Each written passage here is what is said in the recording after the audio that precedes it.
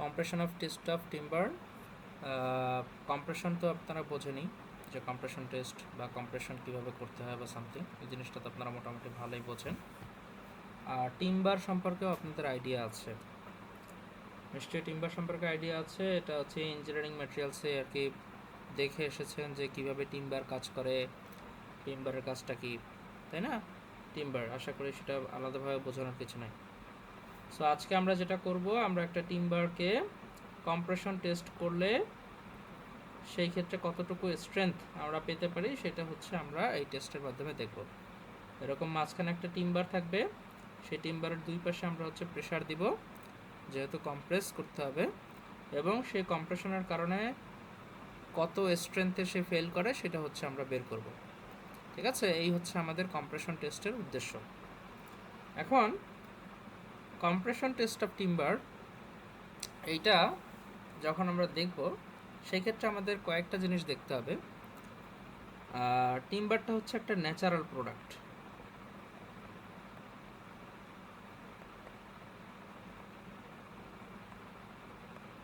তাই তো? এটা তো আমরা প্রকৃতি থেকেই পাই টিম্বার।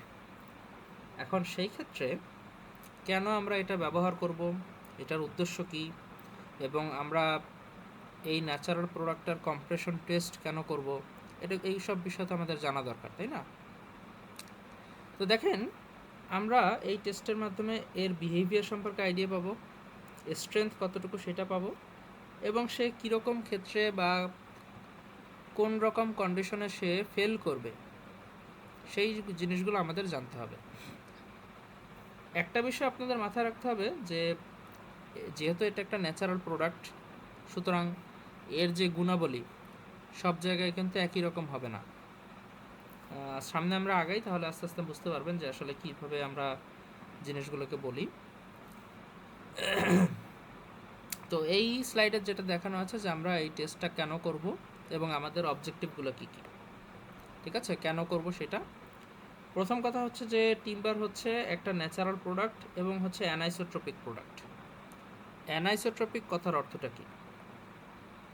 ধরেন আমার কাছে একটা ওই টিম্বার আছে, টিম্বার, তো টিম্বারটার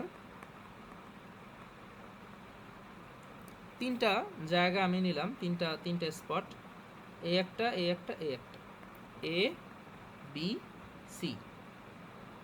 এখন অ্যানাইসোট্রপিক কথার অর্থ হচ্ছে এই তিনটা পয়েন্টের গুণাগুণ একই রকম হবে না, আলাদা আলাদা হবে। অ্যানাইসোট্রপিক কথার অর্থ হচ্ছে যে এই তিনটা পয়েন্ট নিলাম, যে কোনো পয়েন্ট নিলাম, একটার সাথে আর একটার গুণাগুণ মিলবে না। বুঝতে পেরেছেন? আইসোট্রপিক হলে সেটা কিন্তু আবার মিলে যেত। যেমন আপনারা টেনশন টেস্ট করেছিলেন, সেই ক্ষেত্রে একটা রেইনফোর্সমেন্ট বার নিয়েছিলেন, তাই না? রেইনফোর্সমেন্ট বার, সেই রেইনফোর্সমেন্ট বার তো আসলে আমরা ফ্যাক্টরিতে বানাই, তাই তো? স্টিল যেটাকে বলি স্টিল, সেই স্টিলটা আমরা ফ্যাক্টরিতে বানাই। তাহলে এই স্টিলটার আপনি সেকশন এইটা নেন, এইটা নেন, এটা নেন, সকল সেকশনে কি তার গুণাবলী একই রকম থাকে, তার গুণাবলী একই রকম থাকে। তাহলে এইটা হচ্ছে আইসোট্রপিক বলতে পারেন, আর টিম্বারটা হচ্ছে অ্যানাইসোট্রপিক। বোঝা গেছে? এখন strength and stiffness vary widely between species and even within the same tree. এর অর্থ হচ্ছে যে টিম্বারটা তো এক একটা জায়গা থেকে আসতে পারে, সেটা গর্জন হতে পারে, মানে ধরেন হচ্ছে টিম্বারের তো হচ্ছে স্পেসিস ভেদে, অর্থাৎ আমরা যেহেতু এটা একটা ন্যাচারাল প্রোডাক্ট, তো আমরা কোথা থেকে এই টিম্বারটা সংগ্রহ করছি তার উপর ডিপেন্ড করে টিম্বারের গুণাবলী এক এক রকম হতে পারে, এবং একই টিম্বারের ক্ষেত্রে অংশ বিশেষে অর্থাৎ সেকশন ওয়াইজ এই গুণাবলী আলাদা আলাদা হতে পারে। It's properties differ completely by ডিরেকশনের কথাটা যদি বলি, আচ্ছা গ্রেইন সম্পর্কে একটু আইডিয়া দিই। গ্রেইন জিনিসটা কি এটা একটু বলি। এই হচ্ছে আমাদের সেই টিম্বারটা, দেখতে পাচ্ছেন আশা করি। তো টিম্বারের ভেতরে এই যে দেখতে পাচ্ছেন যে বিভিন্ন কি বলে শাখা প্রশাখার মতো কিছু জিনিস আছে, এই জিনিসগুলোকে বলতে হয় গ্রেইন। এই জিনিসগুলোকে বলে গ্রেইন। এই যে ভেতরের এই যে ভেতরের যে দেখতে পাচ্ছেন যে সূক্ষ্ম সূক্ষ্ম কিছু জিনিসপত্র, যেমন আমাদের মানুষের শরীরে কি থাকে, ওই ভেইনস থাকে যেটার ভেতর থেকে ব্লাড ফ্লো হয়। তো ধরে নিতে পারেন এই টিম্বারের ভেতরে এরকম ভেইনস আছে যেটাকে আমরা গ্রেইন বলি। কি বলি? গ্রেইন। এখন এই গ্রেইন জিনিসটা আমাদের কেন লাগবে বা কেন আমাদের বুঝতে হবে? একটা কথা আছে, সেটা হচ্ছে যে যখন আমরা একটা টিম্বারকে লোডিং করব, অর্থাৎ তার উপরে প্রেশার ক্রিয়েট করব, তখন এই গ্রেনের ডিরেকশনের উপরে তার স্ট্রেংথটা ডিফারেন্ট হয়। অর্থাৎ ধরেন এই একটা টিম্বার আছে, এই টিম্বারটার গ্রেনগুলো এই যে এরকম আছে, এই যে এরকম, ঠিক তো? এখন আপনি চাইলে এইভাবে লোডিং করতে পারেন। তার মানে কি, ফোর্স এবং গ্রেন এই দুটো কি আছে, প্যারালালি আছে। তার মানে এখানে যে লোডিংটা হচ্ছে, এই লোডিংটা হচ্ছে প্যারালাল টু গ্রেইন। ফোর্স এবং গ্রেইন এইগুলোর ডিরেকশন কি, সমান্তরালে আছে। এখন এই অবস্থায় যখন আপনি ফোর্স ক্রিয়েট করবেন অথবা কম্প্রেশন দিবেন, তখন তার স্ট্রেংথ আসবে একরকম। কিন্তু যদি পারপেন্ডিকুলার দিতেন, অর্থাৎ ফোর্সের ডিরেকশন এবং গ্রেইনের ডিরেকশন দুইটা যদি লম্ব বরাবর হয়, একটা আরেকটার সাথে লম্ব, তখন কিন্তু স্ট্রেংথটা ডিফারেন্ট হয়ে যাবে।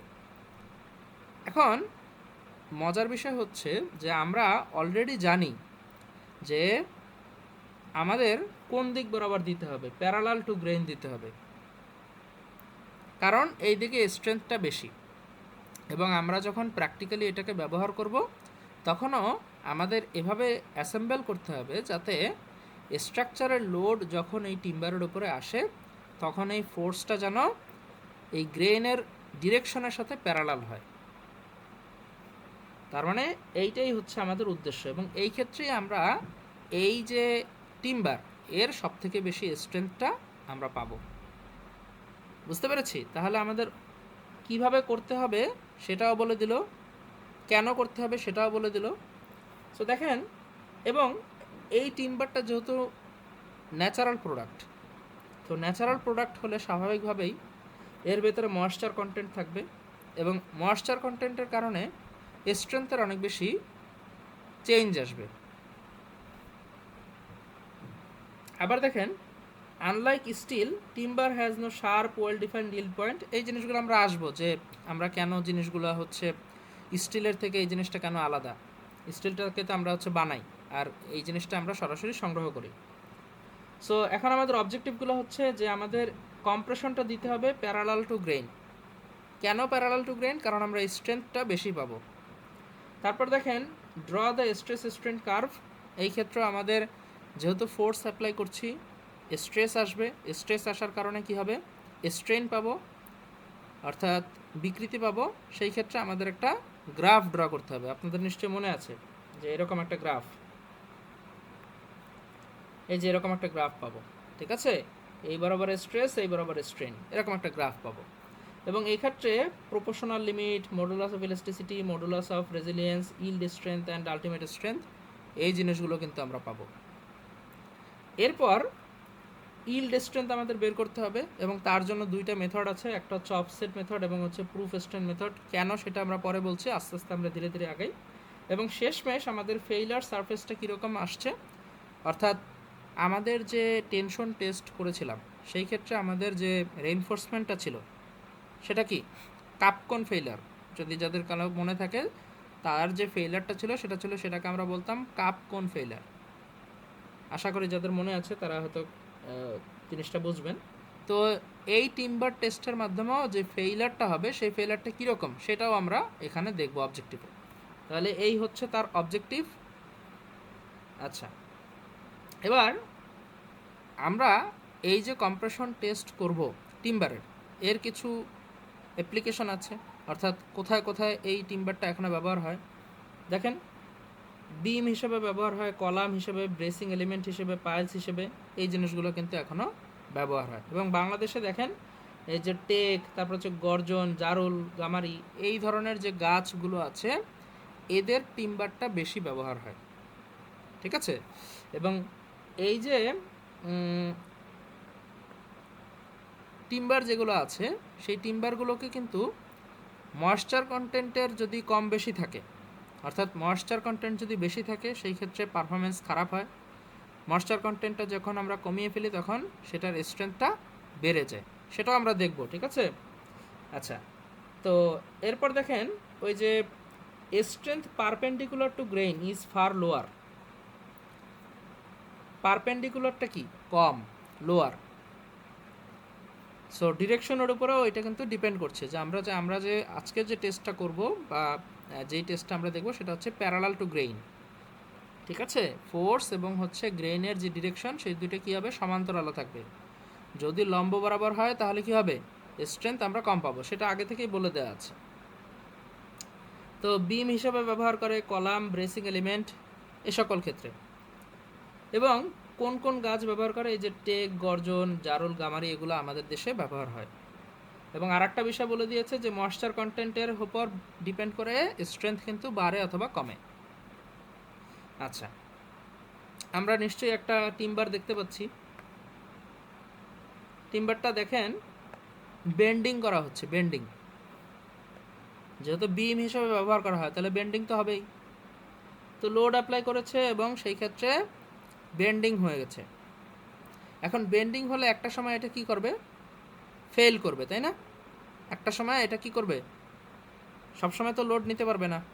লোড নিতে পারবে না বলতে এই সেন্সে যে একটা নির্দিষ্ট পরিমাণ লোড নিতে পারবে, তাই তো?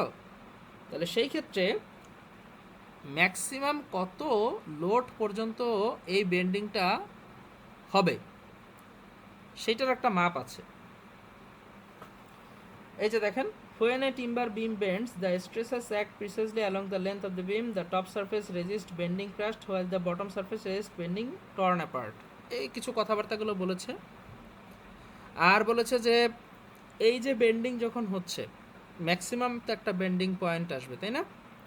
তাহলে ম্যাক্সিমাম যে পয়েন্টটা, অর্থাৎ যেই স্ট্রেংথ পর্যন্ত আমার এই বিমটা ভেঙে যাবে না, অর্থাৎ টিম্বারটা ভাঙবে না, সেই স্ট্রেসটার একটা নাম আছে। সেই নামটা হচ্ছে এই যে মডুলাস অফ রাপচার। এই যে দেখেন এখানে ডেফিনেশনটা দেওয়া আছে, the maximum bending stress wood handles at the exact instant it breaks. অর্থাৎ এই যে টিম্বারটাকে যদি আমি বেন্ডিংয়ের জন্য নিয়ে যাই তাহলে ম্যাক্সিমাম যেই স্ট্রেস পর্যন্ত এই বিমটা লোড নিতে পারবে সেই স্ট্রেসটার নাম হচ্ছে মডুলাস অফ রাপচার, ঠিক আছে। তাহলে এটাকে আমরা শর্টকাটে বলবো MOR। তার মানে এটা কি? Maximum stress, maximum stress before breaking, ভেঙে যাওয়ার আগ পর্যন্ত সর্বোচ্চ যেই স্ট্রেসটা নিতে পারবে। এখন কেন আমাদের এটা লাগবে সেটার একটা কথা বলি। একটা টেবিল আমি এখানে শো করছি, দেখেন এখানে ওই যে বার্মা টেক আছে, গর্জন আছে, জারুল আছে, গামারি আছে। এবং দেখেন গ্রিন এবং হচ্ছে এয়ার ড্রাই। গ্রিন দ্বারা বোঝাচ্ছি যে আমি সরাসরি ধরেন ওটা নিয়ে এসেছি, গাছটা মাত্র কাটা হলো, সেখান থেকে টিম্বারটা সংগ্রহ করে নিয়ে এসেছি, সেটাকে আর কোনো মডিফাই করা হয় নাই। আর এয়ার ড্রাই বানাতে বুঝতেই পারতেছেন সেটাকে শুকানো হয়েছে রোদে। তো যেটা হয় সেটা হচ্ছে যে দেখেন এই যে দেখেন আলটিমেট স্ট্রেস গ্রিন যখন ছিল তখন ছিল 11.4, আর যখন এয়ার ড্রাই করা হয়েছে, এয়ার ড্রাই মানে ময়েশ্চার কন্টেন্ট কমানো হয়েছে, সেই ক্ষেত্রে কি স্ট্রেংথ বেড়ে গিয়েছে, স্ট্রেংথ বেড়ে গিয়েছে, বুঝতে পেরেছেন? স্ট্রেংথটা বেড়ে গিয়েছে। তো সেই ক্ষেত্রে যেটা হয় যে দেখেন আলটিমেট স্ট্রেংথ বেন্ডিংয়ের বেলায় উপরে লেখা দেখেন বেন্ডিং, আমাদের টেস্ট কিন্তু কম্প্রেশন, আমরা কিন্তু কম্প্রেশন টেস্ট করব, বেন্ডিং টেস্ট করব না। বেন্ডিং টেস্টও আছে কিন্তু আজকের জন্য কম্প্রেশন টেস্ট। বেন্ডিং টেস্টও আমাদের আছে কিন্তু আমরা করব হচ্ছে কম্প্রেশন। এবং কোন কন্ডিশন? প্যারালাল, প্যারালাল অর্থাৎ ফোর্স এবং হচ্ছে গ্রেনের যে ওরিয়েন্টেশন সেই দুটো কী হয়ে যাবে? প্যারালাল হয়ে যাবে। এখন দেখেন যে এই জিনিসটা বলতে চাচ্ছি যে এই বেন্ডিংয়ের জন্য এই যে দেখেন modulus of resilience MOR, MOR, ঠিক আছে। তাহলে বেন্ডিংয়ের জন্য যে স্ট্রেস প্যারালাল কন্ডিশনে দেখেন আলটিমেট স্ট্রেস 5.9, 11.4, 5.9, কোন ক্ষেত্রে? কম্প্রেশনে আলটিমেট স্ট্রেংথ। একই জিনিস কিন্তু ব্যবহার করছেন। প্রথমে কি দেখালাম যে গ্রিন থেকে যদি এয়ার ড্রাইটা নেই টিম্বার, সেই ক্ষেত্রে পারফরমেন্স বাড়ে। কিভাবে? এই যে 11.4 থেকে 13.9 হয়ে গেছে, প্রত্যেকটা ক্ষেত্রে এরকমই হবে। যখন আপনি সেটাকে রোদে শুকাবেন সেটার স্ট্রেংথ বৃদ্ধি পাবে। এটা গেল প্রথম কথা। দ্বিতীয় কথা হচ্ছে যে বেন্ডিংয়ের বেলায় যেই স্ট্রেংথটা আমরা পাচ্ছি কম্প্রেশন টেস্টে সেই স্ট্রেংথটা কিন্তু পাবো না। আবার প্যারালালের থেকে যদি আমরা পারপেন্ডিকুলার বসাই সেই ক্ষেত্রে স্ট্রেংথটা আরও কমে যায়। খেয়াল করছেন? প্যারালাল থেকে যখন আমরা পারপেন্ডিকুলারে নিচ্ছি, এটা তো আমরা করবো না আসলে পারপেন্ডিকুলার, কারণ এই ক্ষেত্রে স্ট্রেংথটা সব থেকে কম, এবং স্বভাবগতভাবেই যখন আমরা প্র্যাকটিক্যালি এটাকে ব্যবহার করব তখন আমরা কি করব, যখন কম্প্রেশন মেম্বার হিসেবে ইউজ করতে পারবে। সবসময় যে আমরা বেন্ডিং ম্যাটেরিয়াল হিসেবে ইউজ করব তা কিন্তু না। কারণ কি, বিম কলাম দুইটা ক্ষেত্রেই কিন্তু এই টিম্বারের ব্যবহার আছে। বিম কলাম দুইটা ক্ষেত্রেই কিন্তু কলামের ব্যবহার আছে। তো এই যে টেবিলটা থেকে আপনি যেটা বুঝতে পারছেন সেটা হচ্ছে যখন আমি বেন্ডিংয়ের জন্য ব্যবহার করব অ্যাজ এ বিম, তখন যে স্ট্রেংথটা আমি পাবো যদি আমি তাকে কম্প্রেশন মেম্বার হিসেবে ইউজ করি, কম্প্রেশন মেম্বার, তখন কিন্তু তার স্ট্রেংথটা কমে যায়। স্ট্রেংথটা কমে যায়, এটা ন্যাচারাল যেহেতু প্রোডাক্ট, এটা হচ্ছে তার বৈশিষ্ট্য। বুঝতে পেরেছি যে কম্প্রেশন টেস্টের বেলায় যখন আমরা প্রথমে কি করতে হবে, কম্প্রেশনটা প্যারালাল কন্ডিশনে করতে হবে। কোনটা? প্যারালাল টু গ্রেইন, অর্থাৎ গ্রেইন সাইজ এই যে এরকম আমি যদি একটা টিম্বার নেই, এখানে হচ্ছে লোড অ্যাপ্লাই করতে হবে, লোড, এবং গ্রেইনগুলো কি হবে, এই যে লোডের সাথে প্যারালাল হবে, সমান্তরাল হবে। এইটাই হচ্ছে সেই প্যারালাল কন্ডিশন কম্প্রেশন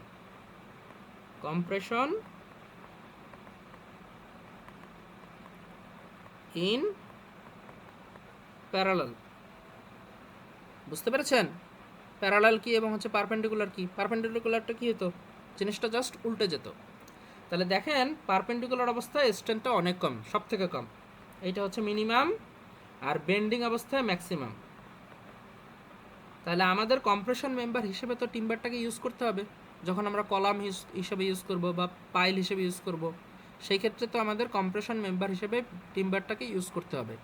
তাহলে এই জন্য আমরা এই কম্প্রেশন টেস্টটা করে থাকি। ঠিক আছে, এই যে দেখেন সুন্দর মতো আর একটা ফিগার আঁকা আছে, দেখেন parallel to grain 75% of MOR। MORটা কি? বেন্ডিং। অর্থাৎ এই ছবিটা দ্বারা বোঝাচ্ছে যে আমরা যখন কম্প্রেশন টেস্ট করব প্যারালাল টু গ্রেইন, তখন আমরা বেন্ডিংয়ের 75% স্ট্রেংথ পাবো। পারপেন্ডিকুলার নিলে 20% অফ MOR, মানে বেন্ডিংয়ের বেলায় যে স্ট্রেংথ পেতাম তার 20% পাবো পারপেন্ডিকুলারের ক্ষেত্রে।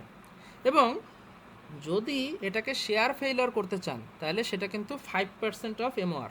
তার মানে সব থেকে উইক কোনটা? শেয়ার। সব থেকে উইক কোনটা?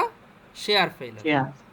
তার মানে এই যে আমাদের যে টিম্বারটা আছে তার সব থেকে উইক জোন হচ্ছে তাকে যদি শেয়ার ফোর্স দেওয়া হয়, এবং সেটা অটোমেটিক্যালি চলে আসবে। ঠিক আছে, এই হচ্ছে বিষয়। তাহলে 75% কেন লিখেছে? যে আমরা যখন প্যারালাল টু গ্রেইন কন্ডিশনে কম্প্রেশন দিব তখন সেই কম্প্রেশনের স্ট্রেংথটা হবে 75% of bending strength. Bending strength কোনটা? ওই যে ম্যাক্সিমাম যে স্ট্রেস পর্যন্ত যাবে ভাঙার আগ পর্যন্ত বেন্ডিংয়ের ক্ষেত্রে, সেটা। আশা করি এটা বুঝতে পারছেন। এই হচ্ছে আবার সেই আগের যে এটা ছিল, এই ব্লু কালার যেটা বোঝাচ্ছে এটা হচ্ছে গ্রিন, আর এই অন্য একটা কালার যেটা এই ব্লুটা হচ্ছে 11.4, 13.9। তাহলে প্রত্যেকটা ক্ষেত্রে দেখেন গ্রিন থেকে যখন এয়ার ড্রাই করা হয়েছে প্রত্যেকবারই পারফরমেন্স কি হয়েছে? বেড়ে গেছে। গ্রিন থেকে যতবারই এয়ার ড্রাই করা হয়েছে অর্থাৎ ময়েশ্চার কন্টেন্ট মানে রোদে শুকাইছে বা সামথিং, সেই ক্ষেত্রে পারফরমেন্স কিন্তু বেড়ে গিয়েছে। সেই ক্ষেত্রে পারফরমেন্স বেড়ে গিয়েছে। এই যে প্রত্যেকটা ক্ষেত্রে দেখেন 18.6 থেকে 13 হয়ে গেছে। কী করছে? এয়ার ড্রাই করছে, এয়ার ড্রাই। ওই টেবিল আর এইটা একই আর কি। এখন আসেন আমরা কিভাবে টেস্টটা করব। আমাদের একটা স্যাম্পল দেওয়া থাকবে, স্পেসিমেন দেওয়া থাকবে, সেটার একটা দৈর্ঘ্য থাকবে 8 ইঞ্চি ল্যাবরেটরিতে দেওয়া আছে, বাট আপনারা হচ্ছে যখন টেস্ট করবেন তখন আবার এটা মাপা হবে, ঠিক আছে? তখন আবার এটা মেপে নেবেন এবং এটার একটা ক্রস সেকশন থাকবে, এরিয়া তো জানতে হবে তাই না? 2 ইঞ্চ বাই 2 ইঞ্চ, এটা হচ্ছে ল্যাব ম্যানুয়ালে দেওয়া, আপনারা আবার এটা মেপে দেখবেন। বুঝতে পেরেছেন? 8 ইঞ্চ হচ্ছে হাইট আর 2 বাই 2 ইঞ্চ হচ্ছে ক্রস সেকশন। আর অ্যাপারেটাস কী কী লাগবে? কম্প্রেশন টেস্টিং মেশিন, কম্প্রেসোমিটার, আর একটা হচ্ছে স্লাইড ক্যালিপার্স। এইটা দিয়ে হচ্ছে প্রেশার দিবেন, প্রেশার দিয়ে হচ্ছে স্ট্রেস আর স্ট্রেন মাপবেন। স্ট্রেস আর হচ্ছে স্ট্রেন, এই দুইটা জিনিস বের করবেন, ঠিক আছে? আচ্ছা, এইখানেও ওই সেম কথা যে প্রথমে কি করতে হবে। প্রথমে হচ্ছে ডাইমেনশনগুলো মেপে ফেলতে হবে। তারপর হচ্ছে কনস্ট্যান্ট ভ্যালু, অবশ্যই কম্প্রেসোমিটারের কনস্ট্যান্ট ভ্যালু থাকবে। এই যে কম্প্রেসোমিটারের একটা কনস্ট্যান্ট ভ্যালু থাকবে, কনস্ট্যান্ট। এবং এই কম্প্রেশন টেস্টিং মেশিনেও কি একটা কনস্ট্যান্ট ভ্যালু থাকবে। এই কনস্ট্যান্ট ভ্যালুগুলো আপনাদের ল্যাব অ্যাসিস্ট্যান্ট ল্যাবে বলে দিবে, ঠিক আছে? তারপরের ফেজে হচ্ছে লোড অ্যাপ্লাই করবেন। লোড অ্যাপ্লাই করার পর আপনি হচ্ছে রিডিং নেবেন।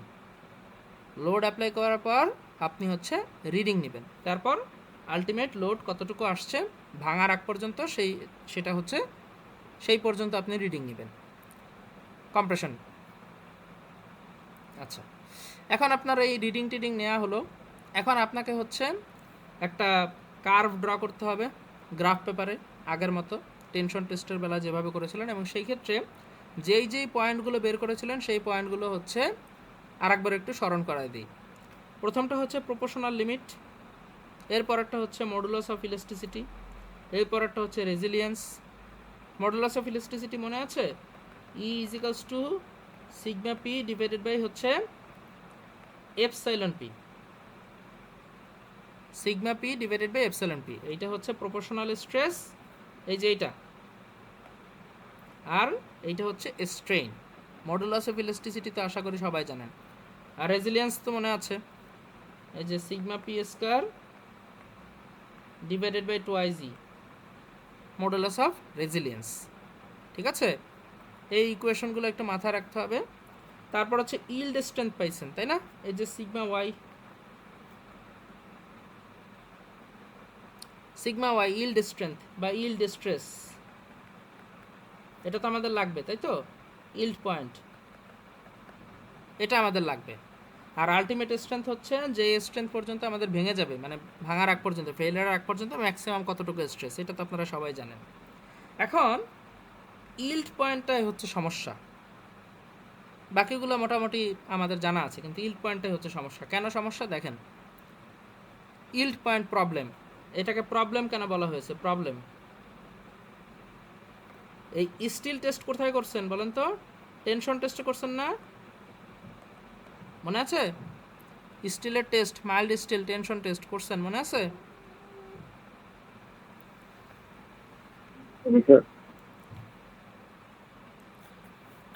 আমি আগামী 2 মিনিটের মধ্যে আপনাদের একটা অ্যাটেন্ডেন্স দিব, যারা যারা আর কি ক্লাস করতেছেন নাকি হচ্ছে শুধুমাত্র জয়েন দিয়ে বসে রয়েছেন সেটা দেখার জন্য আমি 2 মিনিটের মধ্যে অ্যাটেন্ডেন্সটা নিব, ঠিক আছে? মানে রোল কল করবো আর কি। তো যারা যারা জবাব মানে উপস্থিত আছেন সবাই হচ্ছে একটু রেসপন্স করবেন।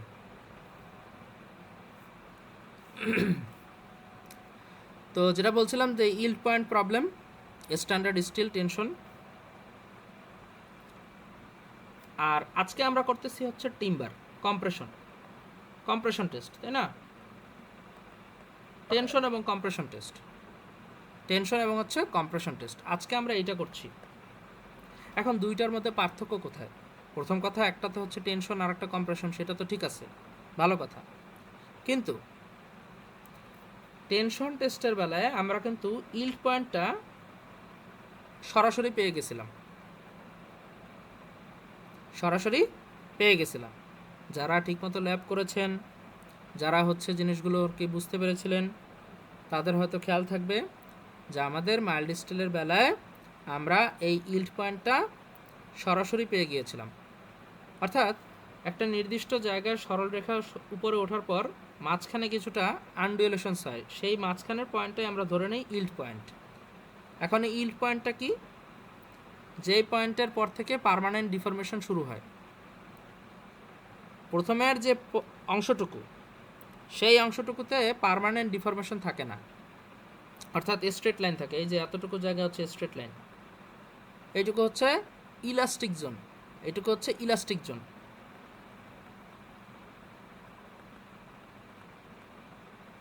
আর ইল্ড পয়েন্টের পরেরটুকু হচ্ছে প্লাস্টিক জোন। তাহলে মাঝখানে ট্রানজিশন পয়েন্ট থেকে ইল্ড পয়েন্ট। তো এই স্টিলের জন্য যখন আমরা টেনশন টেস্ট করেছি, তখন কিন্তু আমরা ইল্ড পয়েন্টটা সরাসরি চোখেই দেখা যায়, কারণ সেখানে একটু এরকম উঁচু নিচু হয়, এরকম কিছু একটা লোডিংয়ের ক্ষেত্রে। এখন সমস্যা হচ্ছে যে আমাদের যখন এই কম্প্রেশন টেস্ট করব, তখন কিন্তু এরকম কোনো কিছু দেখা যাবে না। এই কার্ভটা এরকম স্মুথ হবে, এই যে এরকম একটা স্মুথ কার্ভ হবে। তাহলে স্মুথ কার্ভ হলে কোথায় ইল্ড পয়েন্ট হয়েছে সেটা কীভাবে বুঝবো? কোনো উপায় নেই, ঠিক আছে? সরাসরি চোখে দেখে ভিজুয়ালি আমরা ইল্ড পয়েন্টটা দেখতে পারবো না। তাহলে একটাতে হচ্ছে ক্লিয়ার ইল্ড পয়েন্ট পাচ্ছি, আর আরেকটাতে হচ্ছে কোনো ইল্ড পয়েন্ট সরাসরি পাচ্ছি না। বুঝতে পেরেছেন? তাহলে এখন যেটা লেখা আছে যে because timber lakhs A distinct yield point, অর্থাৎ এর যেহেতু একটা নির্দিষ্ট ইল্ড পয়েন্ট নাই, engineers can not rely on direct observation, অর্থাৎ ডিরেক্ট অবজারভেশন দেখে, মানে খালি চোখে দেখে বা অবজার্ভ করে আমরা কিন্তু ডিসিশন নিতে পারি না যে ইল্ড পয়েন্টটা কোথায়।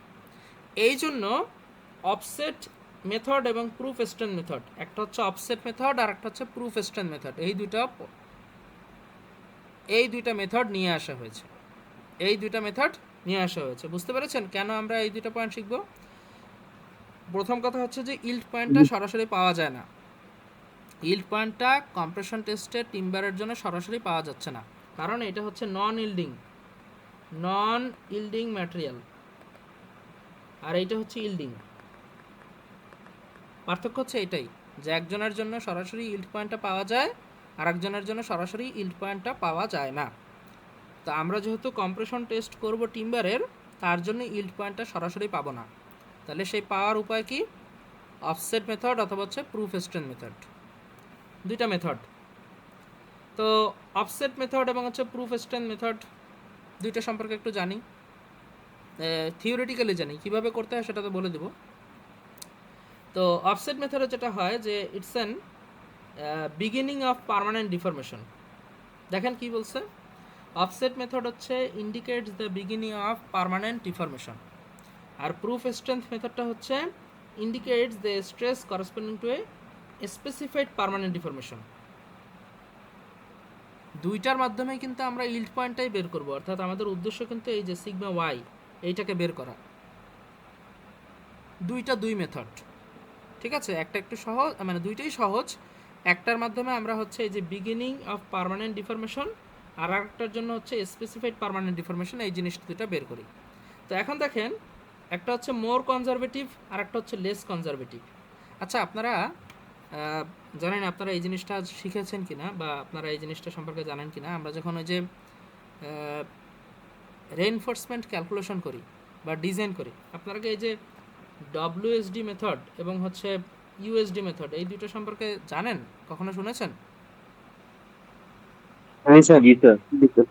শুনছেন? শুনলে সেটার সাথে এই জায়গার এটার কোনো সম্পর্ক নাই, বাট রেফারেন্সের জন্য আমি এটা ব্যবহার করতেছি। তো ধরে নেন এই অফসেট মেথডটা হচ্ছে সেই WSD মেথড, আর প্রুফ স্ট্রেন মেথডটা হচ্ছে USD মেথড। এইটা কেন বললাম? বলার কারণটা হচ্ছে অফসেট মেথডে আমরা লিমিটটাকে অনেক ছোট করে আনি, মানে লিমিটটা অনেক ছোট থাকে, আর প্রুফ স্ট্রেন মেথডে লিমিটটা একটু বড় থাকে, কিন্তু ডিজাইন একরকমই, ঠিক আছে? তো এটা একটু জাস্ট রেফারেন্সের জন্য বললাম, দুইটা মিলিয়ে ফেলেন না, এটা জাস্ট আমি আপনাদের বোঝানোর সুবিধার্থে বা রেফারেন্স দেওয়ার সুবিধার্থে আমি জাস্ট জিনিস দুইটাকে পার্থক্য করলাম যে অফসেট মেথড হলে কি হয় আর প্রুফ স্টেট মেথড হলে কি হয়। এই যে এখানে লেখেন মোর কনজারভেটিভ, আর একটা হচ্ছে লেস কনজারভেটিভ। কেন বলতেছি সেটাও সামনে আছে। এই যে ইকুইভ্যালেন্ট ইল্ড স্ট্রেংথ আর অ্যালোয়েবল ডিফরমেশন লিমিটস, এই বিভিন্ন অবজেক্টিভস দেওয়া আছে আর কি। তো ইল্ডিং পয়েন্ট যখন আমরা বের করব অফসেট মেথডে, তখন আসলে কিভাবে হয় দেখেন। প্রথমে একটা স্ট্রেন ভ্যালু দিয়ে দেওয়া আছে, এটা কিন্তু ল্যাব ম্যানুয়ালেই দেয়া, ঠিক আছে। আপনারা যখন ল্যাব ম্যানুয়াল চেক করবেন, এই যে এই হচ্ছে আপনাদের lab manual compression test of timber, আপনাদের দিয়ে শেয়ার করা হয়েছে আপনাদের সাথে। তো ল্যাব ম্যানুয়াল যখন চেক করবেন তখন দেখবেন যে এখানে একটা অফসেট মেথডের জন্য একটা স্ট্রেনের ভ্যালু দিয়ে দেওয়া আছে, আবার প্রুফ স্ট্রেন মেথডে যে প্রুফ তার জন্য একটা স্ট্রেনের ভ্যালু দিয়ে দেওয়া আছে। তখন কি হচ্ছে সেটা একটু বলি। অফসেট মেথডের মাধ্যমে প্রথমে আমরা স্ট্রেনের একটা ভ্যালু নেব 0.005, তাই না। আমরা তো এই এক্স এক্সিস বরাবর স্ট্রেনের ভ্যালুটা নিয়েছি, তো নিশ্চয়ই এখানে এই যে 1 2 3 4 এরকম করে ভ্যালু থাকবে। তো সেই ক্ষেত্রে যেই পয়েন্টে 0.00005 থাকবে সেই পয়েন্টটাকে প্রথমে আমরা নিব।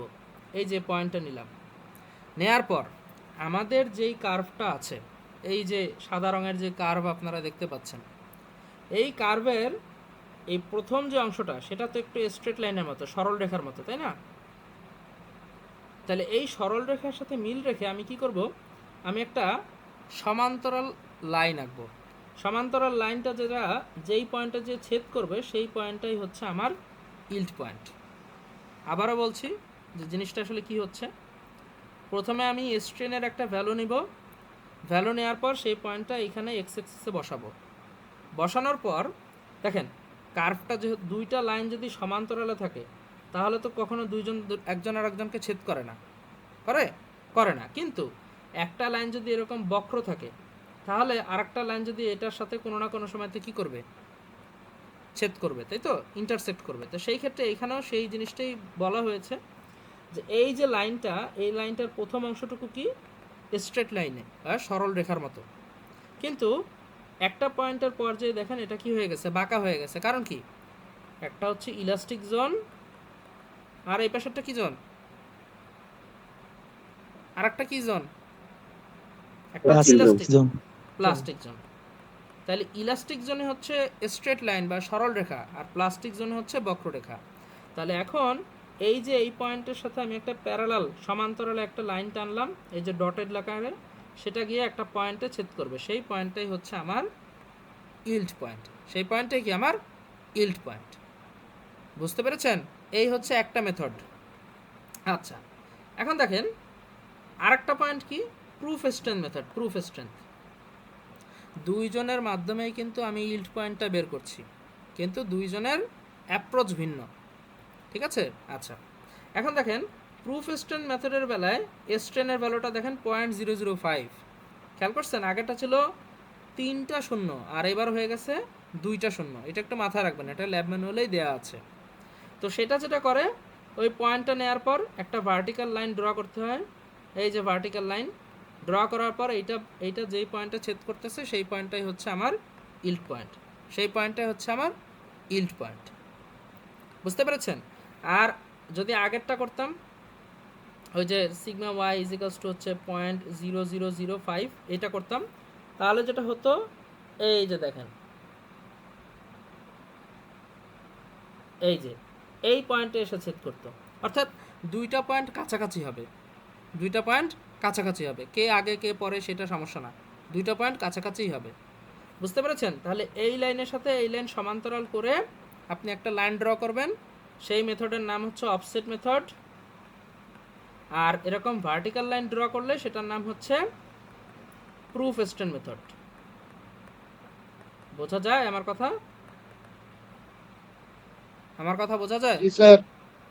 ঠিক আছে, তাহলে এই যে দুইটা মেথড, এই দুইটা মেথডের মাধ্যমেই কিন্তু আমরা সিগমা ওয়াই, একটা হচ্ছে অফসেট আর সিগমা ওয়াই এটা হচ্ছে প্রুফ, এই দুইটা ভ্যালু আমরা পাবো, এবং দুইটা ভ্যালু কাছাকাছিই হবে। তাহলে দুইটা ভ্যালু পেলে এই দুইটা ভ্যালুই কী করবেন, খাতায় লিখবেন এবং গ্রাফেও লিখবেন। বুঝতে পেরেছেন? স্যার আচ্ছা, প্রুফের ক্ষেত্রে 0.005 এর মানটা কোন মানে কি থেকে নিব, বুঝিনি এই জিনিসটা। আবার বলেন। স্যার 0.005 যে মানটা আছে। হ্যাঁ, প্রথমে সেই পয়েন্টটা হচ্ছে স্ট্রেনের ভ্যালু, সেই স্ট্রেনের সেই পয়েন্টটা ওই এক্স অ্যাক্সিসে বসাবেন 0.005, তাই না? আচ্ছা নেয়ার স্যার, পর তারপর হচ্ছে বুঝছি স্যার। ভার্টিক্যাল মানে লম্ব বরাবর একটা লাইন টানবেন। এই দুইটা ভ্যালুই হচ্ছে স্ট্রেনের ভ্যালু। এটা আগে থেকেই ধরেন, আপনি তো প্রথমবার কম্প্রেশন টেস্ট করতেছেন না, আপনার আগে অনেক সায়েন্টিস্ট এই টেস্ট করে গেছে, তাই না? তো তারা এই দুইটা ভ্যালু দিয়ে গেছে যে এই দুইটা ভ্যালু দিয়ে আমাদের এরকম মেথড অ্যাপ্লাই করলে আমরা ইল্ড পয়েন্টটা পাবো। বুঝতে পেরেছেন? তাহলে একবার হচ্ছে এরকম সমান্তরালে লাইন টানবেন, যেটার জন্য নাম হচ্ছে অফসেট, আর একবার হচ্ছে ভার্টিক্যালি লাইন টানবেন, সেটার নাম হচ্ছে প্রুফ স্ট্রেংথ। এই যে উপরে নাম লেখা আছে প্রুফ স্ট্রেংথ মেথড। ক্লিয়ার? জি স্যার স্যার। একটা কোশ্চেন আছে। স্যার একটা কোশ্চেন আছে গ্রাফে। জি। স্যার গ্রাফটা যে করলাম আমরা, তো স্ট্রেনে অনেকগুলা মান পাবো। তো ওই যে 0.005 বা 0.005 যে মানটা, সেটাকে হচ্ছে কি যে ওই মানটার কাছাকাছি যে হবে সেই পয়েন্টটা ইনক্লুড করব নাকি? আবার বলেন। স্যার এই যে আমাদের যে মান দুইটা যে দেওয়া আছে, 0.005 একটা অফসেটের আর একটা হচ্ছে প্রুফ স্ট্রেংথের, হুম। তো এই মানটা যে আমরা ওখানে নিলাম স্যার, ওইটা হচ্ছে মানে কোন পয়েন্টে ধরবো সেটা হচ্ছে কোশ্চেন। এইখানে আপনি হচ্ছে গ্রাফ পেপারে হচ্ছে আপনি তো নিজে মান বসাবেন, বসাবেন না? জি। এই যে এরকম, এই যে দেখেন, এই যে গ্রাফটা নিয়েছেন, এখানে 1 2 3 4 5, তারপরে দেখেন এই যে এটা তো সামনে আসলে বলতাম, বাট তারপরেও এই যে 1 2 3 4 5 বসাইছেন। এখন আপনি খুঁজে বের করবেন যে 0.005 আপনার কোন এক্স এক্সিসের কোন পয়েন্ট। আচ্ছা, নিয়ারেস্ট যেটা হবে সেটা আর কি নিতে হবে, বা ওই এক্সাক্ট পয়েন্ট যেটা হয় আর কি। নিয়ারেস্ট না, আপনি এক্সাক্ট পয়েন্টে নেবেন। আপনার যেই পয়েন্টটা আসবে আচ্ছা 0.005 জন্য, এই যে এক্সাম্পল 0.005, এই পয়েন্টটা আপনি এক্স এক্সিসে খুঁজে বের করবেন। খুঁজে বের করার পর এই পয়েন্টটা নেবেন। আপনার তো সেই পয়েন্টটা থাকবে, থাকবে না তো?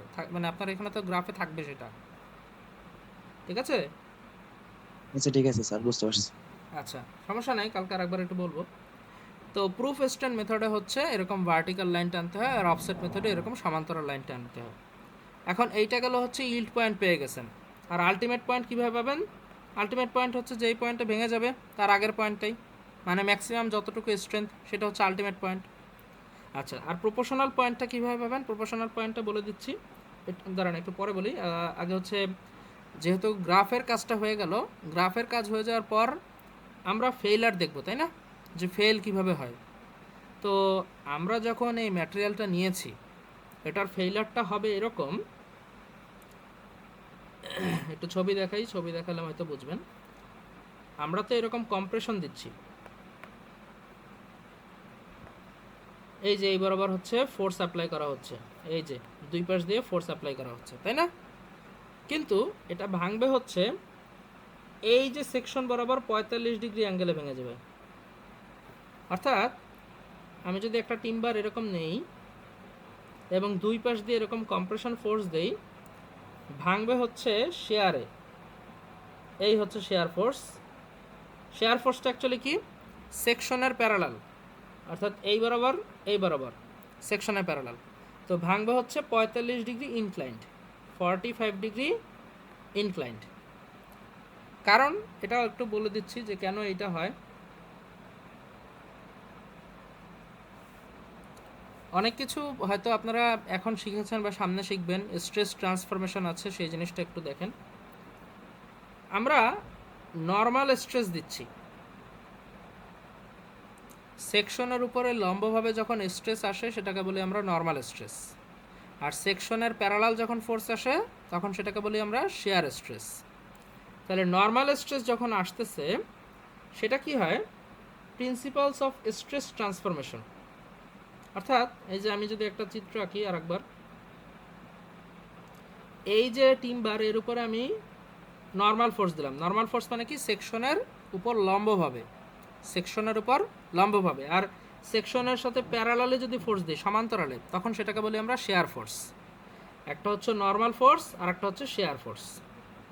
এস দ্বারা বোঝাচ্ছি শেয়ার, আর এন দ্বারা বোঝাচ্ছি নর্মাল ফোর্স। ঠিক আছে? আচ্ছা, এখন নর্মাল ফোর্স যখন আমি অ্যাপ্লাই করব, মানে কম্প্রেশন ফোর্স তো আসলে নর্মাল ফোর্স, লম্বভাবে যেহেতু দিচ্ছি, সেই ক্ষেত্রে এই পুরা জায়গাটার উপরেই, সকল জায়গার উপরেই কি স্ট্রেসটা কী হবে, ছড়াই যাবে, তাই না? আমি যদি এভাবে বলি, ধরেন আপনি 10 কেজি চাল আপনার মাথার উপরে নিলেন, ঠিক আছে? তো এখন আপনি কি চিন্তা করতেছেন, আপনার পুরো বডিতেই সেই 10 কেজি চাল যে আপনার মাথার উপরে আছে সেটা কি টের পাবে না? অনুভব করবেন তো? একটা অ্যান্সার দেন, জিনিসটা কি বোঝাতে চাচ্ছি? জি স্যার। যে ধরেন আপনি জি 10 কেজি স্যার। চাল, হ্যাঁ ঠিক আছে, ভালো বুঝতে পারছি আপনারা আছেন। 10 কেজি চাল যদি মাথার উপরে নেন, তাহলে আপনার সারা শরীর তো সেই জিনিসটা বোঝে যে 10 কেজি চাল আমার মাথার উপরে আছে। তাহলে এইখানে যখন একটা ফোর্স অ্যাপ্লাই হয়, নর্মাল ফোর্স, তখন এর সারা শরীরে বা পুরো বডিতে কি হয়ে যাবে, স্ট্রেসটা ছড়াই যাবে, যাবে তো? তাহলে এই নর্মাল ফোর্স থেকেই বা নর্মাল স্ট্রেস থেকেই স্ট্রেস ট্রান্সফরমেশন, এই যে স্ট্রেস ট্রান্সফরমেশন, এই জিনিসটা আপনারা শিখবেন SM2-তে। স্ট্রেস ট্রান্সফরমেশনের মাধ্যমে ম্যাক্সিমাম শেয়ার স্ট্রেস পাওয়া যাবে, এবং সেটা কোথায় পাওয়া যাবে, এবং সেটা ভ্যালু হবে σ/2। সেটা ভ্যালু হবে σ/2। সিগমা কোনটা? সিগমা হচ্ছে ম্যাক্সিমাম নর্মাল স্ট্রেস, সিগমাটা হচ্ছে ম্যাক্স নর্মাল স্ট্রেস, আর এই যে টাউ দ্বারা বোঝাচ্ছি ম্যাক্সিমাম শেয়ার স্ট্রেস, এবং এটার ভ্যালু হবে এটা ভ্যালু হবে হচ্ছে σ/2। এটা স্ট্রেস ট্রান্সফরমেশন থেকে আসছে, সোজা কথা, ঠিক আছে? আপনি প্রেসার দিবেন সিগমা, আর শেয়ার ফেল হবে হচ্ছে σ/2-তে। এটাই হচ্ছে মেন কথা। তাহলে 45 ডিগ্রি অ্যাঙ্গেলে কেন বাঁকে, বা 45 ডিগ্রি অ্যাঙ্গেলেই কেন ভাঙতে হবে, তার কথা বলতেছিলাম যে টিম্বারস শেয়ার স্ট্রেংথ ইজ ইনক্রেডিবলি লো। কোন ক্ষেত্রে মনে আছে? 5% শেয়ার ফেলিয়ার, এটা মনে আছে? একটু পিছনের দিকে যাই, এই যে এই ছবিটা, সব থেকে উইক কোনটাতে? শেয়ার ফেলার, তাই না? শেয়ার ফেলারটাতে হচ্ছে সব থেকে উইক। তো এই ক্ষেত্রে আমাদের যে ফেলারটা হচ্ছে সেটাও কি শেয়ার ফেলার হচ্ছে,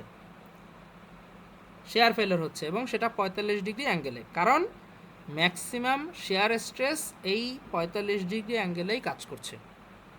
ম্যাক্সিমাম এই স্ট্রেসটা 45 ডিগ্রি অ্যাঙ্গেলেই কাজ করছে, এবং এই অ্যাঙ্গেলটা কিভাবে বের হয়েছে এটা আপনারা ওই যে স্ট্রেস ট্রান্সফরমেশন বললাম, এই লেকচারটা যখন পাবেন, যেদিন পাবেন সেই দিন হচ্ছে এই জিনিসটা বিস্তারিত জানতে পারবেন। সেটা সম্ভবত সলিড মেকানিক্স 2-তে আপনাদের পড়ানো হচ্ছে বা পড়াবে, ঠিক আছে? তো আমি আর ডিটেলসে যাচ্ছি না। তো সেইখানে 45 ডিগ্রি অ্যাঙ্গেলে সেটা হচ্ছে ম্যাক্সিমাম হচ্ছে, এবং সেই ম্যাক্সিমাম ভ্যালুটা হচ্ছে σ/2। সিগমা কোনটা? Maximum compressive strength. সিগমা কোনটা? ম্যাক্সিমাম, ওই ম্যাক্সিমাম নর্মাল স্ট্রেস আর কি, ম্যাক্সিমাম নর্মাল স্ট্রেস, এই যে নর্মাল স্ট্রেস সিগমা, এই হচ্ছে বিষয়, বুঝতে পেরেছেন? এই হচ্ছে ফেইলারটা, 45 ডিগ্রি অ্যাঙ্গেলে শেয়ার ফেইলার হবে। এই যে এখানে একটা ছবি দেওয়া আছে, এই যে 45 ডিগ্রি অ্যাঙ্গেল, ম্যাক্সিমাম শেয়ার হচ্ছে σ/2, আর 5% হচ্ছে শেয়ার ক্যাপাসিটি। 5% কোথা থেকে আসলো? ওই যে বলেছিলাম প্রথম দিকে যে সব থেকে উইক জোন হচ্ছে শেয়ার, এবং বেন্ডিংয়ের জন্য যেই স্ট্রেংথ পাওয়া যায় তার 5% ক্যাপাসিটি হচ্ছে শেয়ারে থাকে, ঠিক আছে? স্ট্রেস দিলাম লম্বভাবে, এই যে নর্মাল ফোর্স দিলাম, আর ভেঙে গেল কোনভাবে? শেয়ার ফেলার, এই যে শেয়ার ফেলার হয়ে গেল, এই যে ডায়াগোনাল, এই যে, বুঝতে পেরেছি? আচ্ছা, আরেকটা জিনিস দেখি, সেটা হচ্ছে যে এখন আসেন এই যে গ্রাফটা আরেকবার একটু শেষবারের মতো দেখাই দিই যে জিনিসটা আসলে কিভাবে হয়। এই হচ্ছে আপনাদের ডাটা শিট, এখানে লোডের ভ্যালু আসবে, কম্প্রেসোমিটারের ভ্যালু আসবে, তারপর এখানে কনস্ট্যান্ট দিয়ে গুণ করলে লোডের ভ্যালু চলে আসবে। কনস্ট্যান্টটা কোথায়? এই যে এখানে লিখবেন কনস্ট্যান্ট, একটা হচ্ছে লোড কনস্ট্যান্ট আর একটা হচ্ছে ডিফরমেশনের জন্য একটা কনস্ট্যান্ট, দুইটা কনস্ট্যান্ট থাকবে, কনস্ট্যান্ট দুইটা, ঠিক আছে? কনস্ট্যান্টের ভ্যালু চলে আসবে। তারপর এখান থেকে লোড আর ডিফরমেশন, এগুলো আপনাদের টেনশন টেস্টে করাইছিলাম, মনে আছে? Tension test. তাহলে এখানে কনস্ট্যান্ট লোডের সাথে যে কনস্ট্যান্ট দিয়ে গুণ করলে এইখান থেকে লোডের ভ্যালুটা পেয়ে যাবেন। আবার ডিফরমেশনের এখানে কি আসবে? কনস্ট্যান্ট আসবে, সেটা করলে আপনারা ডিফরমেশনের ভ্যালুটা পেয়ে যাবেন। তারপর স্ট্রেস বের করবো কিভাবে? সিগমা ইজ ইকুয়ালস টু কি? Sigma is equals to load divided by area. তাহলে এই যে ক্রস সেকশন এরিয়া, এখানে এরিয়াটা চলে আসবে, যত আসে তত। আর স্ট্রেন কি? স্ট্রেন হচ্ছে ডিফরমেশন ডিভাইডেড বাই হচ্ছে অ্যাকচুয়াল লেন্থ। তাহলে এই যে গেজ লেন্থ, এটাই হচ্ছে আমার কি? Actual length. তাহলে স্ট্রেস আর স্ট্রেন এই দুটো বের করতে পারবেন না? দেখেন লোড, এই যে এইখানে যে ভ্যালুটা চলে আসছে, এই value divided by cross section area, সেটাতে জন্য পেয়ে যাবেন হচ্ছে স্ট্রেস। আর স্ট্রেন কিভাবে পাবেন? এইখানে যে ডিফরমেশন আছে, ডিফরমেশন যেটা আছে সেই ডিফরমেশনের ডিভাইডেড বাই হচ্ছে অ্যাকচুয়াল লেন্থ, তাহলে আপনি এখানে স্ট্রেস আর স্ট্রেনের ভ্যালু পেয়ে যাবেন। বুঝতে পেরেছেন? আচ্ছা, যদি এরকম পেয়ে যান স্ট্রেস আর স্ট্রেন, তাহলে আপনি এখানে সুন্দর মতো স্ট্রেস আর স্ট্রেনের অনেকগুলো ভ্যালু পাবেন। এই যে এইটা এইটা এইটা এইটা এরকম করতে করতে একদম এই পর্যন্ত হয়তো চলে আসবেন স্বাভাবিকভাবেই। তাহলে এখন আপনাকে এই রিম্যাক্সের ঘরে লিখতে হবে যে কোনটা কত, অর্থাৎ প্রপোর্শনাল লিমিট কত, ইল্ড স্ট্রেন্থ কত। ইল্ড স্ট্রেন্থ বের করবেন কীভাবে? ওই যে অফসেট অথবা প্রুফ স্ট্রেন্থ মেথড দিয়ে। তো ধরেন এক্স অ্যাক্সিসে নেবেন হচ্ছে স্ট্রেনের ভ্যালু, আর ওয়াই অ্যাক্সিসে নেবেন স্ট্রেসের ভ্যালু, এবং দেখেন এখানে স্ট্রেস লিখবেন এবং এখানে এই যে সিম্বল দিবেন, সিম্বল স্ট্রেস সিগমা, সিগমা তারপর হচ্ছে স্ট্রেস, আর ইউনিটটা হবে হচ্ছে মেগাপ্যাসকেলে। ইউনিটটা কিসে হবে? মেগাপ্যাসকেলে। আর স্ট্রেন, স্ট্রেনের কি কোনো একক আছে? স্ট্রেনের কি কোনো একক নেই, তাহলে এখানে কোনো একক লিখবেন না। এখন এই যে 10⁻³ কেন দিলাম সেটা একটু বলি, আপনারা আগেও শিখিয়েছিলাম। যে ধরেন এখানে ভ্যালু চলে আসছে 0.0034 বা 37 এরকম ভ্যালু আসছে, পরেরটা আসছে 0.00004। তাহলে এখন এই যে এইভাবে করে তো আসলে গ্রাফে বসানো একটু কষ্ট। তো সেই ক্ষেত্রে সবগুলোকে আপনি এই এরকম 10⁻³ অথবা 10⁻⁴ সবগুলোকে কী করতে হবে? একই রকম রাখতে হবে, একই রকম রাখতে হবে। সেই ক্ষেত্রে যেটা চলে আসবে, এইখানের ভ্যালুগুলো আপনার এই যে এইখানে বসানোর মতো উপযুক্ত হয়ে যাবে। অর্থাৎ এখানে ধরেন সাপোজ 4, তো তাহলে 4-এর জন্য এখানে কি আসবে? 4 সমান সমান কী লেখা যায়? ধরেন হচ্ছে 0.0004, তাহলে এটা সমান সমান কী লেখা যায়? 4 × 10⁻⁴ লেখা যায় তো। তাহলে এখন তাহলে 10⁻⁴ যদি হয়, সেই ক্ষেত্রে আপনার এখানে বসানোটা ইজি হয়ে যায়, যে আপনি শুধুমাত্র 4কে টার্গেট করছেন, এইটুকুকে আপনাকে কনসিডার করতে হচ্ছে না, কারণ আপনি এইখানে অলরেডি সেই জিনিসটা লিখে দিয়েছেন, এইখানে অলরেডি সেই জিনিসটা লিখে দিয়েছেন। তাহলে এখানে যখন 1 2 3 4 বসানোটা ইজি, এই দশমিকের পর অঙ্কগুলো বসানো একটু কঠিন। এই কারণে এই দশমিকের সংখ্যাগুলোকে আমরা এইভাবে ছোট করে নিয়ে আসতে পারি। টেনশন টেস্টের বেলায় আমরা একইভাবে এই কাজটা করেছিলাম। তাহলে যেটা করব, এইখানে যে ভ্যালুগুলো চলে আসবে, আবারও বলছি, স্ট্রেসের ভ্যালুটা সরাসরি এই এমপিএতেই চলে আসবে। ধরেন হচ্ছে 10 20 ম্যাক্সিমাম কত লিমিট, সেটা তো 800 আমি দিয়ে দিছি। আপনাদের এখানে ম্যাক্সিমাম ভ্যালু কত আসতে পারে? ধরেন 500 আসলো, সাপোজ 500, তাহলে ম্যাক্সিমাম ভ্যালু হয়ে যাবে 500। তাহলে এখন কত ঘরের জন্য ভাগ করবেন সেটা আপনারা ডিসাইড করে নেবেন। অর্থাৎ এখানে কত 10 20 অথবা 50 ঘর করে পার্থক্য থাকবে নাকি 100 ঘর করে পার্থক্য থাকবে, সেটা আপনাদের ইচ্ছা।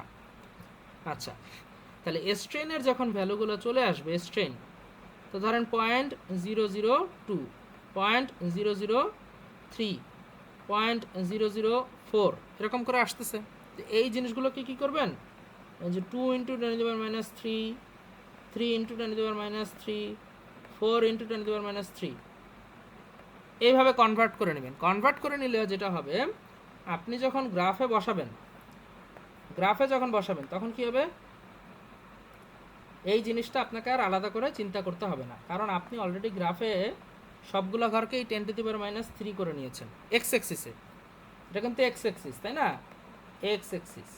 তাহলে সবগুলো যখন 10⁻³ বসিয়েছেন, তখন আপনি খালি গ্রাফে কোথায় 2 আছে, কোথায় 3 আছে, কোথায় 4 আছে, এইটা খুঁজে পয়েন্টটা বসাবেন। সবাই কি আমার কথা বুঝতে পারছেন?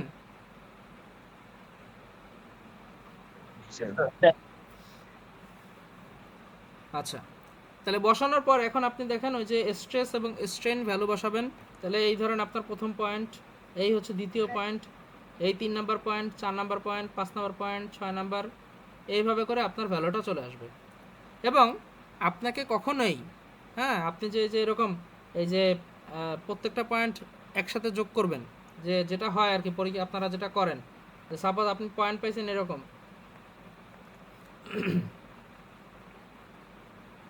এই যে এরকম করে অনেকে, এই একটা পয়েন্ট যোগ করছে, এই একটা পয়েন্ট, এই একটা পয়েন্ট, এই একটা পয়েন্ট, এই একটা পয়েন্ট, এটা হবে না। আপনাকে করতে হবে এই যে ফ্রি হ্যান্ড একটা নেবেন, নেওয়ার পর এই মাঝখান দিয়ে যতগুলো টাচ করে ততটুকুই এনাফ। বুঝতে পেরেছেন? এইরকম করলে হবে না, এই যে এইটা হবে না, হবে হচ্ছে এই জিরো থেকে জিরোতে পয়েন্টটা নেবেন, নেওয়ার পর হচ্ছে পয়েন্টগুলোকে টাচ করে একটাই কার্ভ আঁকবেন। কার্ভ হবে কটা? একটা। আঁকার পর ওই যে প্রুফ স্ট্রেন মেথড এবং অফসেট মেথড দ্বারা আপনি হচ্ছে ইল্ড পয়েন্ট বের করবেন। এইটা হয়ে যাবে ইল্ড পয়েন্ট। আর এই ম্যাক্সিমাম যে পয়েন্টটা সেটা হয়ে যাবে কি? Ultimate point.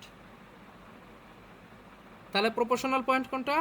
প্রপোর্শনাল পয়েন্ট হচ্ছে চোখের দেখায় যতটুকু মনে হবে যে এই পয়েন্টটা সরল রেখা পর্যন্ত আছে, খালি চোখে দেখবেন যে যেই পয়েন্ট পর্যন্ত আপনার মনে হচ্ছে যে এই কার্ভটা সরল রেখা আছে, সেই পয়েন্টটাই হচ্ছে আপনার প্রপোর্শনাল লিমিট। আমি কি আপনার কথা বুঝাতে পেরেছি? আপনি যখন এই কার্ভটা ড্র করে ফেললেন, ড্র করার পর যতটুকু কার্ভ আপনার কাছে মনে হচ্ছে যে সরল রেখা, সেই সরলরেখার শেষ পয়েন্টটা হচ্ছে আপনার প্রপোর্শনাল লিমিট।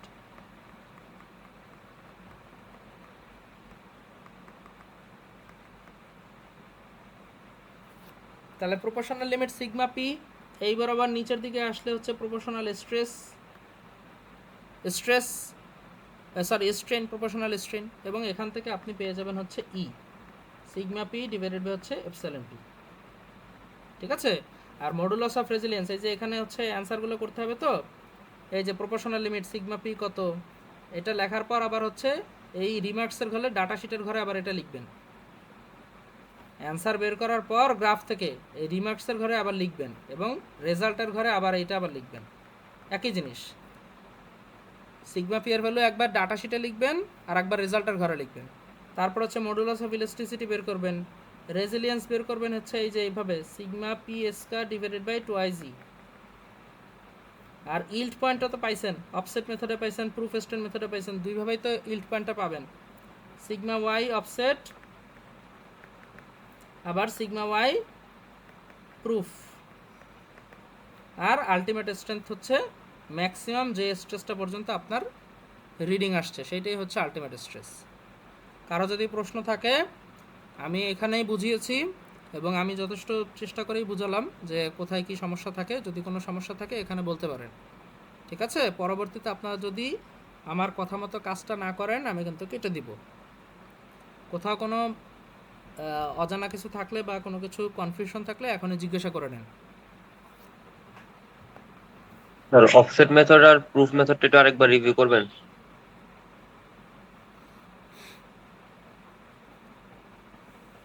অফসেট মেথডে প্রথমে হচ্ছে স্ট্রেনের ভ্যালু, এই যে 0.0005, এই পয়েন্টটা আপনি হচ্ছে স্ট্রেনের ভ্যালু হচ্ছে নেবেন, যেটা ল্যাব ম্যানুয়ালে দেয়া আছে। নেওয়ার পর আপনার যেই লাইনটা সরল রেখা আছে, সেই সরল রেখার সাথে সমান্তরালে একটা লাইন ড্র করবেন, এই যে ডটেড লাইন। এই ডটেড লাইনটা যেই পয়েন্টে ছেদ করবে কার্ভের, সেই পয়েন্টটাই হচ্ছে আপনার সিগমা ওয়াই অফসেট। এইটুকু বুঝছেন? আচ্ছা, আর প্রুফ স্ট্রেন মেথডের বেলায় পয়েন্টটা হবে হচ্ছে এই যে 0.005, এই ল্যাব ম্যানুয়ালে দুইটাই ভ্যালুই দেওয়া আছে 0.005। নেওয়ার পর এই পয়েন্টটা হচ্ছে এই এক্স এক্সিসে নেবেন, স্বাভাবিকভাবে স্ট্রেনের ভ্যালু তো এখানে এক্স এক্সিসেই আছে। তাহলে এই পয়েন্টটা নেওয়ার পর এই পয়েন্ট থেকে একটা ভার্টিক্যালি লাইন ড্র করবেন, এবং সেটা কার্ভের যেই পয়েন্টটা ছেদ করবে সেই পয়েন্টটাই হচ্ছে সিগমা ওয়াই প্রুফ। ঠিক আছে? এখন যেহেতু অফসেট মেথডও একই গ্রাফে করবেন, তো সেক্ষেত্রে দেখা গেছে যে আগে পরে হইতে পারে দুইটা, কোনটা আগে কোনটা পরে সেটা আপনার দেখার বিষয় না, আপনি জাস্ট আঁকবেন। বুঝতে পেরেছেন? এবং আমার এখানে প্রপোর্শনাল লিমিটটা কোথায় হবে? ধরেন আমি দেখতে পাচ্ছি যে আমার সরল রেখাটা এই পর্যন্ত আসছে, ধরে নিচ্ছি চোখের দেখা আমার মনে হচ্ছে যে এই পয়েন্টের পরে হচ্ছে ওই প্লাস্টিক জোন অর্থাৎ বক্ররেখা শুরু হয়ে গেছে। তাহলে এই পয়েন্টটা হচ্ছে আমার কি? Sigma P. তাহলে এই যে স্ট্রেসটা, এটা হয়ে যাবে আমার প্রপোর্শনাল লিমিট। এই যে এই পয়েন্টের জন্য প্রপোর্শনাল লিমিট এসে পড়বে। যতটুকু সরল রেখা সেইটাই হচ্ছে আমার প্রপোর্শনাল লিমিট। আর কারো কোনো কোশ্চেন? কিভাবে ডাটা শিট কমপ্লিট করতে হবে, কিভাবে হচ্ছে আমার এই গ্রাফ আঁকতে হবে, আমি সব কিছুই দেখিয়ে দিয়েছি। তারপরে যদি কোনো কনফিউশন থাকে আপনারা আজকে জিজ্ঞাসা করেন অথবা কালকে ক্লাসে আমাকে আসার সাথে সাথে জিজ্ঞাসা করবেন। পরবর্তীতে আপনাদের ডাটা শিট যদি সঠিক মতো না হয় অথবা গ্রাফ যদি সঠিক মতো না হয়, আপনারা কিন্তু অলরেডি হচ্ছে আমার ইভ্যালুয়েশন করা খাতা পেয়ে গেছেন। আপনারা নিজেরাই বোঝেন যে কীভাবে মার্ক আসবে, কীভাবে মার্ক আসবে না। যদি ইচ্ছা থাকে তাহলে ঠিকমতো জমা দিয়েন, ঠিক আছে? আর কারো কোনো কোশ্চেন? হ্যাঁ স্যার। টোটাল 53 জন আছেন। কারো কি এখানে কোথাও কনফিউশন আছে যে কিভাবে করতে হবে বা নিজে থেকে জানবেন?